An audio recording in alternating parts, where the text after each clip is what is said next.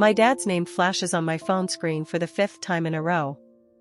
I stare at it as it vibrates across my sleek glass desk, so different from the old scratched-up wooden table where I used to do my homework growing up. Outside my apartment window, the Chicago skyline sparkles in the afternoon sun. 15 stories above the busy streets, I feel far away from the small ranch-style house where I learned to shrink myself into silence. My finger hovers over ignore again. The leather chair creaks as I shift my weight, and then the phone finally goes quiet. A few seconds later, a new email notification pops up. The sender's name, Edward Anderson. Subject, your sister needs you. Last chance. My stomach tightens as I open it. The words blur together, but the last line burns into my mind. Brittany's wedding is the most important event of her life. Be there or forget about any future support. Before I can even process it, a voicemail appears. I press play and put it on speaker. Claire, it's your father. I don't know what game you're playing, but this has gone on long enough. Your sister's wedding is in 2 weeks, and the celebrations start this weekend. If you can't put aside whatever grudge you have during this special time, then you can forget about any future help from this family. Your mother is beside herself with worry. Call me back immediately. His tone is firm and cold. That same voice that used to fill every corner of our house. A dry laugh slips out. I walk to my closet and pull out a framed diploma hidden behind my winter coats. The golden lettering gleams as I tilt it toward the light. Claire and Anderson, Bachelor of Science in Data Science, summa cum laude. It's been collecting dust for 3 years, never hung on my wall, because some habits, like hiding my achievements, die hard. My phone buzzes again. This time it's a text from Mom. Please call. Your father is getting impatient. I glance at the calendar on my desk. Brittany's 2-week wedding celebration is circled in red, 14 days of ceremonies, parties, and photo shoots for the family's golden child. I open my banking app, $138,947.32 in savings. More than enough to live on. More than enough to never need their help again. They just don't know that yet. A memory pops up in my mind, 3rd grade, holding my report card with 5 perfect as. Mom sat at the kitchen table, flipping through a magazine. That's nice, honey, she said without looking up. That same evening, the house filled with cheers for Brittany, who'd gotten a participation ribbon for her school play. Did you see how she projected her voice? She was amazing. Dad's face glowed with pride while I sat quietly on the stairs, invisible. Then there was the science fair during my sophomore year. I'd won a blue ribbon for analyzing local water quality. But the seats meant for my parents were empty. They'd gone to Brittany's soccer game instead. She scored 1 goal, and they bragged about it for weeks. When Principal Williams handed me my award, she smiled and said, "Your parents must be so proud." I nodded and smiled back, even though I felt that hollow ache I'd already grown used to. Senior year came. I still remember opening the thick acceptance package from the University of Chicago. My hand shook as I read the scholarship offer. Mom frowned. Chicago? That's so far away. Brittany might feel bad since she's just going to community college. Dad didn't even look up from his newspaper. We've discussed this. You're staying local. End of story. But I wasn't ready to give up. I suggested attending State University, only 20 minutes away, claiming I needed quiet dorm space to study. They agreed, thinking I'd given in. 2 weeks later, I boarded a bus to Chicago with everything I owned in 2 suitcases. Leaving behind a fake paper trail of community college registration and dorm records. That was my first real taste of freedom, scary, but worth every risk. Now, standing in front of my bathroom mirror, I barely recognize the person staring back. The timid girl who once blended into the background is gone. The woman in the reflection is confident, successful, and no longer chasing her family's approval. I walk back to my desk and trace my fingers over my name on the diploma. Claire and Anderson, product analyst. 6-figure salary. Independent. No longer invisible. I open my laptop, type in an airline website, and buy a first-class ticket home. It's time for them to finally see who I've become. I whisper to my reflection on the dark screen. Let's give them something to talk about. I pack my designer suitcase carefully, tucking the diploma between layers of clothes. A small smile spreads across my face as I imagine their reactions when they realize who I am now. Have you ever had to hide your success from the people who were supposed to be proud of you? Have you ever been loved only when someone needed something from you?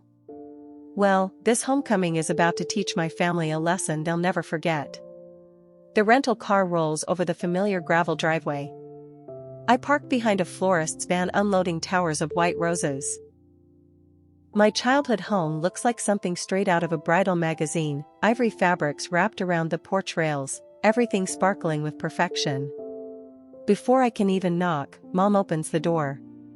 Her hair is a perfect shade of honey blonde, not a single strand out of place. Claire, finally. Her hug feels rehearsed, too stiff, too quick.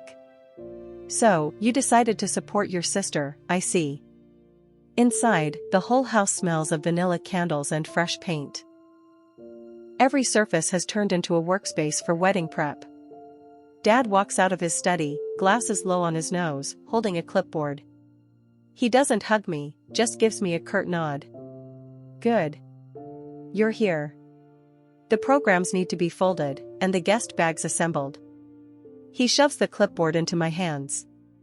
Brittany needs them done by 4. I blink. I just got here, Dad. And now you have something useful to do, he replies flatly.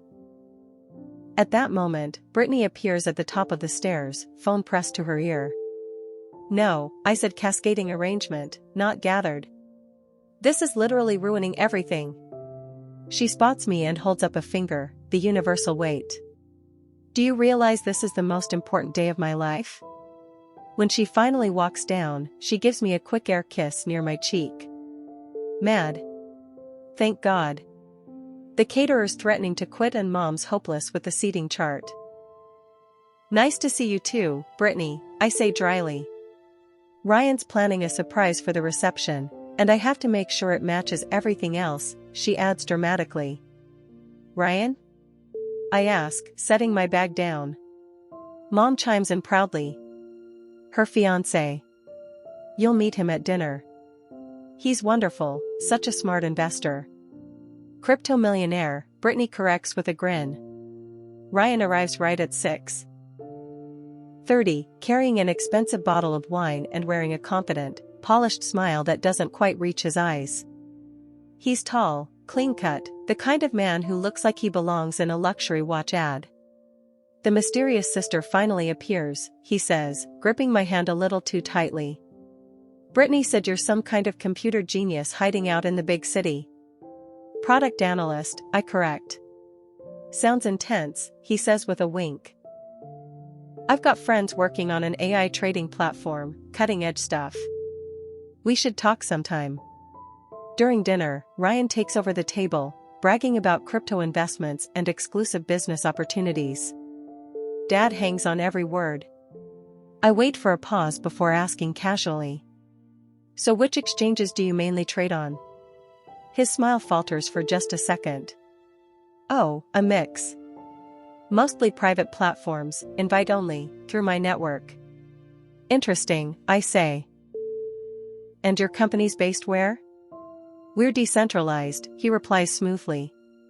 That's the beauty of blockchain. I've got partners in Singapore, Zurich, Dubai. Dad shoots me a sharp look. Claire, not everyone wants to talk business at dinner. Later that night, searching for wedding programs in Dad's study, I stumble across a folder, refinancing paperwork for the house, dated 3 weeks ago. The house that was almost fully paid off, now carries a massive new mortgage. Voices drift from the next room, soft, worried, and tense. Edward, are you sure about this second mortgage? My mom's worried voice freezes me in place. That's all from my inheritance too. Linda, my dad says firmly, Ryan guaranteed at least a 20% return. You wouldn't understand investments like this. But $115,000 is. He cuts her off.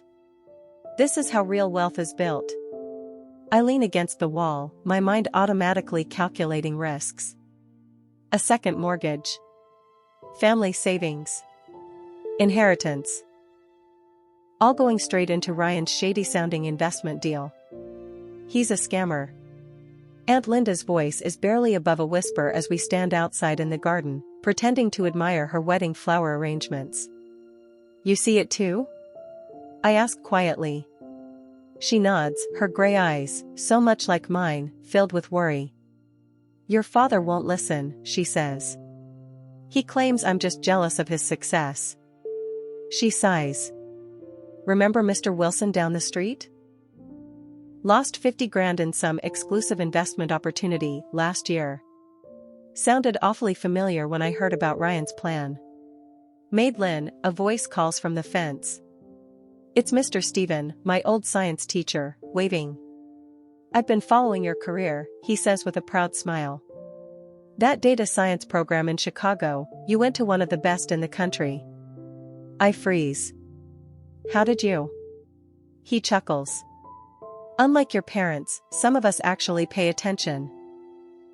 Aunt Linda pats my hand, and for the first time since I got here, I actually feel seen. That evening, I finally said it. Dad, Mom, we need to talk about Ryan. My dad doesn't even look up from his newspaper. What about him? I've noticed a lot of inconsistencies in his business claims. I start carefully. What he says about his investments doesn't match how crypto actually works. My mom sighs dramatically. Honestly, Madeline, you've always been jealous of your sister's happiness. This isn't jealousy, I say. His numbers don't make any sense. My dad finally looks up, eyes cold. You don't understand business at this level, Madeline. Not everything fits into your little spreadsheets. Just then, the front door opens. Brittany walks in with Ryan, instantly sensing the tension. What's going on? She asks.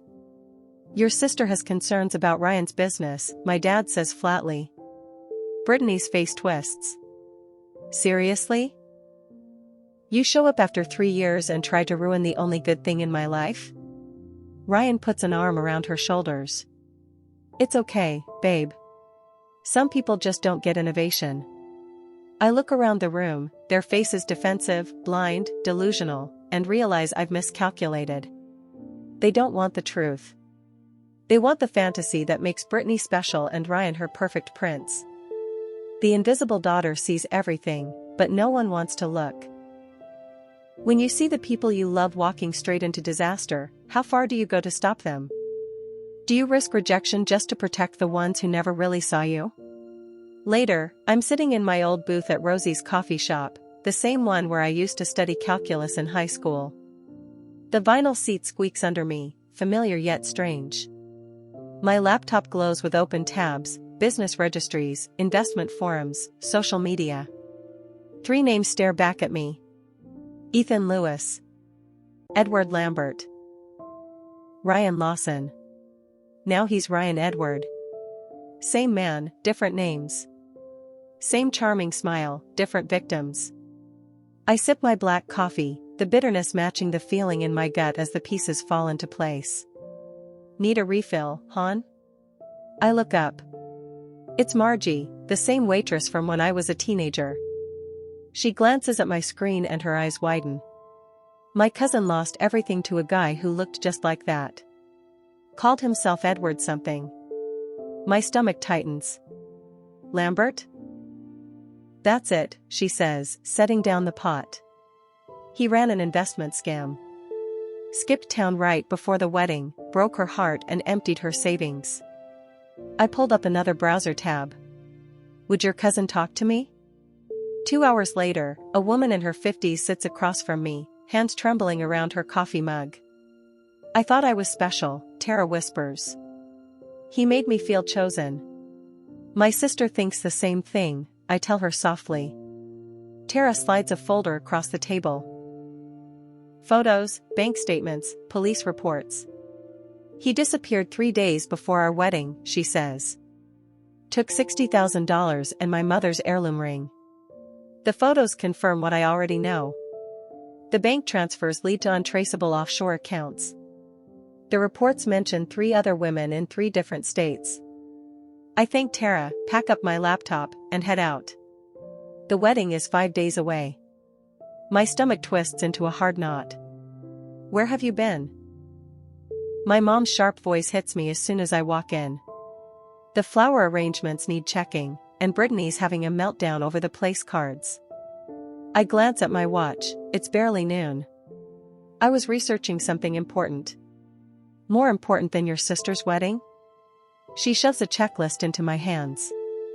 Your father's noticed your attitude lately. He says you barely helped at all. The old weight settles on me again. The invisible daughter, noticed only when criticized. I find Brittany in the dining room, surrounded by crumpled tissues and sample table settings. The calligrapher messed up the font, she says bitterly, mascara streaking her cheeks. Where were you? I've been texting for hours. I check my phone, 3 texts, all within the last 40 minutes. You always do this, she accuses, voice breaking. You disappear when you're needed, then show up just to steal the spotlight. Her words sting. For 23 years, I've somehow been both too much and never enough. I'm trying to help you, Brittany. Oh really? By skipping wedding prep and trashing Ryan's business, she snaps. You just can't stand that I found someone amazing while you're alone in Chicago, doing whatever boring job you do. I swallow back the truth, that my boring job pays twice her salary, and pick up one of the place cards. I can call the calligrapher, I offer quietly. Dad already did, she says, dabbing her eyes. At least he supports me. The living room is silent as I spread my evidence across the coffee table, screenshots, bank records, police reports, Tara's signed statement. My parents sit frozen on the couch. Brittany's pale, perched on the armrest. Ryan stands near the fireplace, face unreadable. This is clearly mistaken identity, he says, forcing a smile that doesn't reach his eyes. I just have one of those faces. People mix me up all the time. 3 women in 3 different states? I ask, voice steady. All describing the same man with similar names who vanished with their money before their weddings? Claire, my father warned sharply. This is ridiculous. Dad, look at the pictures. I slide them toward him. Look at the dates. The pattern. I've never seen that woman in my life, Ryan says, pointing at Tara's photo. Brittany jumps up, tears streaming down her face. I can't believe you'd go this far to ruin my happiness. You've always been jealous of me. Jealous? The word hits me like a slap. I'm trying to protect you. By ambushing my fiancé with these lies, she yells, grabbing the papers and crumpling them. Brittany, please, I say softly. The second mortgage, mom's inheritance, dad's retirement fund, it's all going into his fake investment scheme. Can't you see what's happening? That's enough, my father shouts, his face red with anger. You need to leave this house right now. Ryan gently puts a hand on my dad's shoulder. Edward, it's all right, he says smoothly. She's just worried about her sister. She means well, even if she's a little off. His fake sympathy makes my skin crawl. I'm not leaving, I say firmly, standing tall. And I'm not that invisible daughter anymore. The room falls silent. What are you talking about? My mom finally asks. I didn't go to community college, I say, the truth spilling out after years of holding it in. I graduated top of my class from the University of Chicago 3 years ago. I'm a product analyst at Tech Fusion. I make 6 figures. I've been paying my own bills since I was 18. Their stunned faces would have been satisfying if this moment didn't hurt so much. That's impossible, my dad stammers. Is it? I pull out my company ID, show my LinkedIn profile, and even tell him to call my office. I've been living my own life while you were too busy worshipping your golden child to notice. Brittany sinks into her chair, looking somewhere between shocked and scared. And now I'm giving you one chance, your last chance, to see the truth before it's too late. I pick up the papers I'd scattered earlier, piecing my case back together. This man is not who he says he is. The wedding's in 5 days, right? He always disappears 3 days before the ceremony. After he gets access to all the money. For a split second, Ryan's mask slips. I catch a flash of calculation in his eyes before that charming smile returns. I think we've heard enough of this fantasy, my dad says coldly, his authority snapping back into place. Maitland, I won't ask again. Leave. I look at each of them, Dad's hard stare, Mom's torn expression, Brittany's angry glare, Ryan's fake concern. When he disappears with everything you have, I say quietly, picking up my things, remember that someone tried to warn you. The front door feels heavier than it did when I was 17, sneaking out to study at the library. But this time I'm not hiding. This time I'm walking away with the truth they refuse to see. Have you ever had to stand alone with the truth while everyone you loved chose comforting lies instead? Would you walk away, or fight harder for a family that refuses to listen? My next decision will change everything. My phone won't stop buzzing. I set it face down on my kitchen counter and pour another cup of coffee, watching the steam curl up in the morning light of my Chicago apartment. 2 days before Brittany's wedding, the messages have gone from demanding to desperate. I flip my phone over. 17 missed calls. 23 texts. 5 voicemails. The first voicemail plays out loud. Maitland, he's gone. My dad's voice cracks, it's a sound I've never heard from him. Ryan disappeared last night. Call us back. The second one comes on. The accounts are empty. Everything. Even your mother's retirement fund. His usual commanding tone is gone, replaced by hollow disbelief. The third one catches me off guard. The police said without a contract, there's nothing they can do, my mom says shakily. They called it a civil matter. Please, Maddie, we need you to come home. She hasn't called me Maddie since I was 10. Then Brittany's text lights up the screen. You were right. I didn't listen. Please help us. I trace my finger around my coffee mug. From my 15th floor window, Lake Michigan stretches blue and endless. 15 stories up, and a lifetime away from the family that only calls when things fall apart. My mentor, Monica, answers on the second ring. You sound troubled, she says instead of hello. They finally believe me, I tell her. About Ryan. Now that he's gone with their money. And they want your help? Yeah. Monica is quiet for a moment, her silence full of understanding. She helped me build the career my parents never cared about enough to celebrate. What are you thinking of doing? She asks. I rest my forehead against the cool glass. I don't know yet. Boundaries aren't walls, Maitland, she says softly. They're doors, you decide who gets through. After we hung up, I booked a flight home. This time, I only pack for 3 days. When the cab pulls up to the house, the wedding tent is half taken down. White chairs are stacked by the fence. The flowers are wilted, hanging limply from the porch. Mom opens the door before I can knock. Her face looks like she's aged 5 years in 2 days. You came, she says, reaching for a hug. I won't return. Dad's pacing in the living room, phone in hand. He hangs up when he sees me, eyes flicking to my designer bag and watch. We thought maybe you could, help with, he clears his throat, financial assistance. Until we get things sorted out. What will the Hendersons think? Mom mutters. And the country club board, your father's the treasurer. Brittany's curled up on the couch, wearing sweatpants and one of my old high school t-shirts. Her eyes are red. If you'd been more supportive from the start, maybe I would have listened, she says, her voice weak but still blaming. You were always so negative about him. I set my bag down and unbuttoned my coat. The living room feels smaller than I remember. The walls are still covered with Brittany's dance trophies, none of my achievements anywhere. I can help with some things, I say calmly. Not everything. Dad straightens. Now, Maitland, as your father, I can help you file police reports correctly. I can contact a colleague who handles financial fraud. I can find a lawyer. I hold up a hand and count off. I can't replace the money you lost.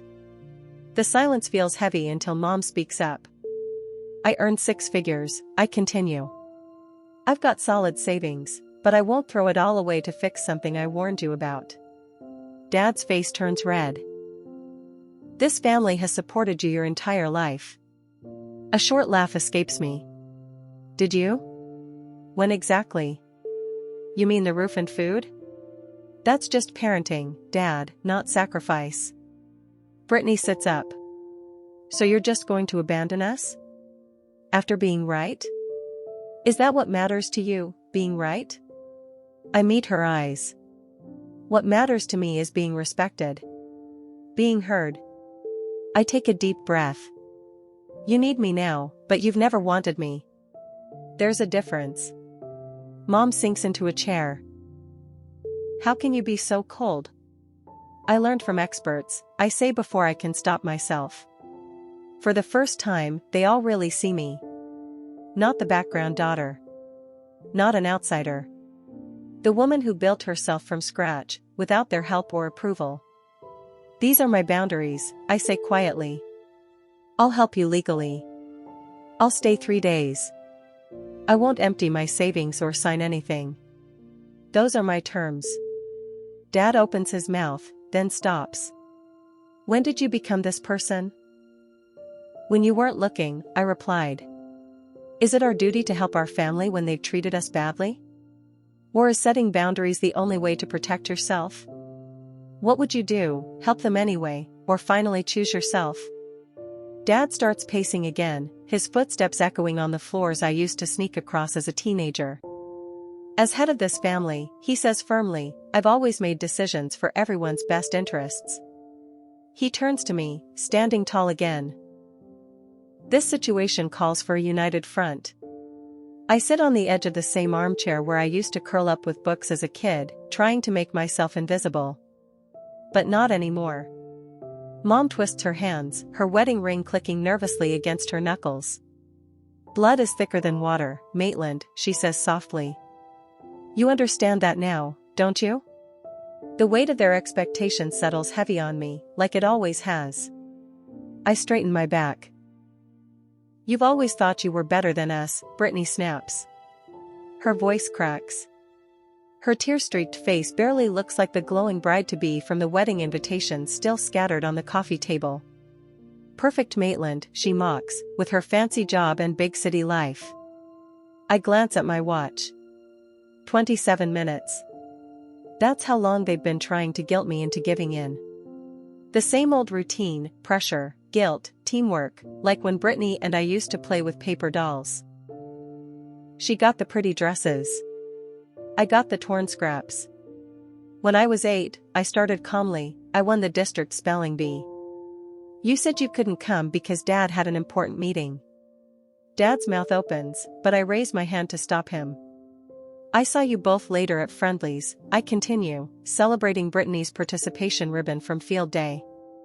The silence grows thick, heavy like summer air. 10th grade, I go on. My science project on agricultural runoff won a state award. The ceremony was the same night as Brittany's choir concert, she sang in the back row. You went to the concert instead. Mom looks down at her lap. At my high school graduation, you left right after the ceremony because Brittany had prom the next day and needed help with her hair. The old grandfather clock ticks in the corner, counting every second of truth I buried for years. Christmas 2020, I add quietly. I bought you both thoughtful gifts based on our conversations that year. You gave me a generic gift card with the wrong name on it. Just then, the front door creaks open. Aunt Linda stands there, holding her purse like a shield. I saw it all, she says, voice trembling but steady. Every recital you missed. Every achievement you brushed off. I watched this child shrink while you spoiled her sister. Dad's face flushes red. This is family business, Linda, he says sharply. I am family, she fires back. And someone in this room needs to admit what's been going on. I stand up, feeling taller than I ever have in this room, the same room where I used to try to disappear. I'll help with the house, I say, my voice strong and sure now. I'll pay off the second mortgage. I'll arrange for the credit card debt to be consolidated. Relief flashes across their faces before they quickly hide it. But, I add, I won't help with your reputation. I won't pretend Brittany wasn't fooled by a man anyone could have spotted as a scammer. And I won't lie to your neighbors about where the money went. I look each of them in the eye. And I won't go to any community events where you show me off as the daughter who swooped in to save the day. Dad's jaw tightens. You don't get to make the rules in my house. I do, I say, when I'm the one saving it. The words feel strange, but powerful. My help comes with rules, I continue. Everything will be handled legally, with proper paperwork. You won't have access to any money directly. Think of it as a business deal, not a family rescue. Mom's eyes widened. We're not some charity case, Maitland. No, I say evenly. You're not. Charity doesn't come with conditions. This does. I pull 3 copies of a document from my briefcase and place them on the coffee table. The paper rustles crisply. These are the terms of my help. One time only, not a lifetime bailout. The mortgage payment goes straight to the bank. The debt consolidation goes through a financial advisor I've chosen. This is ridiculous, Dad huffs, but his eyes stay glued to the papers. The second page, I say, tapping it. That's an acknowledgement that for years, you favored one child over the other, creating emotional neglect. Mom gasps. We would never sign something like that. Then I'll leave, I reply calmly, and you can explain to the bank why you can't pay next month's mortgage. The room goes silent except for Brittany's shaky breathing. Dad fumbles for his reading glasses, his hands trembling. You've become so cold, he mutters. No, I say softly. I've become honest. I stay standing. The world didn't break me. Neither did you. But I'm done pretending. He reads in silence, his pen hovering. We did our best, he finally says. Your best was never equal, I answer, not with anger, just truth. 10 minutes later, all 3 signatures sit on the page. I text my financial advisor to move forward. Then I made a call. Miss Winters, we're proceeding with Plan A. Yes, the full arrangement. Thank you. The papers are signed, you'll get copies within the hour. I turn to my family. Rachel Winters is a certified financial advisor. She'll handle everything, the mortgage, the debts, all of it. You'll deal with her, not me. Dad starts to speak, but I cut him off. This isn't up for discussion. The money never touches your accounts. I gather my things slowly, without drama. No hugs. No promises to call. I hope you find peace with your choices, I say quietly. Aunt Linda follows me onto the porch. Will you be all right? She asks. The afternoon sun warms my face as I look down the street, the same one where I once waited for the school bus, dreaming of escape. I already am, I tell her. I walk to my rental car, standing tall, my step steady. In the rearview mirror, the house grows smaller. I don't look back. Some bridges can't be rebuilt. Some shouldn't be. Sunlight pours through the big windows of my home office, painting golden squares across the wooden desk that holds my carefully built life. My Chicago apartment is gone, traded for a cozy craftsman bungalow with real history and strong bones. It's been a year since I walked away from the Anderson drama. My diploma now hangs proudly on the wall. Claire and Anderson, Bachelor of Science in Data Science, summa cum laude. No longer hidden in a closet. No longer a secret. My laptop pings, a video call from Layla, one of the girls in my mentorship program for first-generation college students. Her face lights up on the screen. "I used that interview tip you taught me," she says excitedly. "When they asked why I deserved the scholarship, I didn't downplay anything. I told them exactly what I've achieved." Her smile spreads wider. "They called an hour ago. I got it." "You earned it," I say gently. "There's a difference." After the call, I step outside into my garden. Spring has pushed new green shoots through the soil I've been tending for months. I run my fingers over the tiny tomato plants, strong, alive, growing from care and patience, not neglect.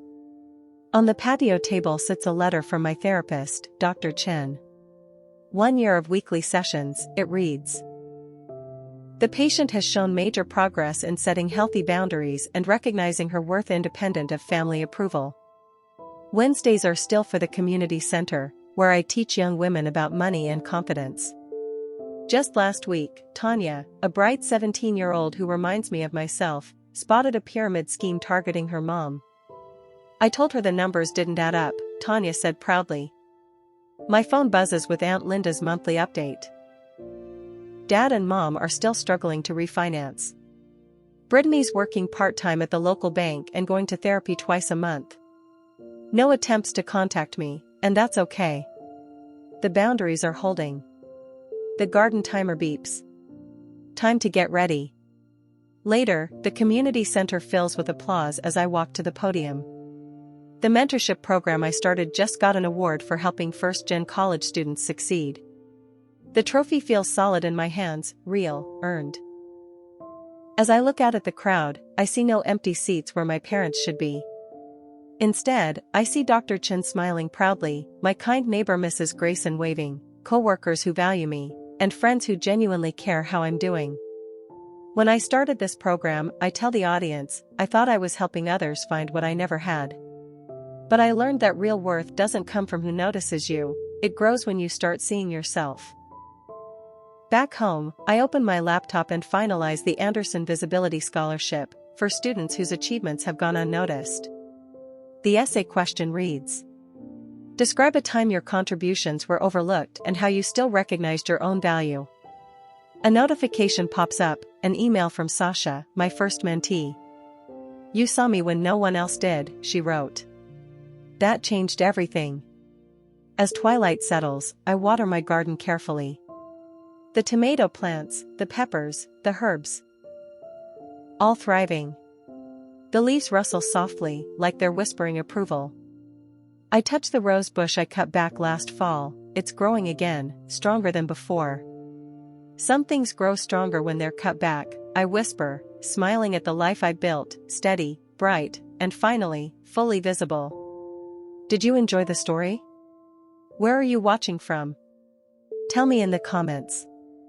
Thank you so much for the love and support. I can't wait to read your thoughts. On the screen now are 2 more true life stories I recommend, check them out next. Don't forget to subscribe. See you in the next life story, with love and respect.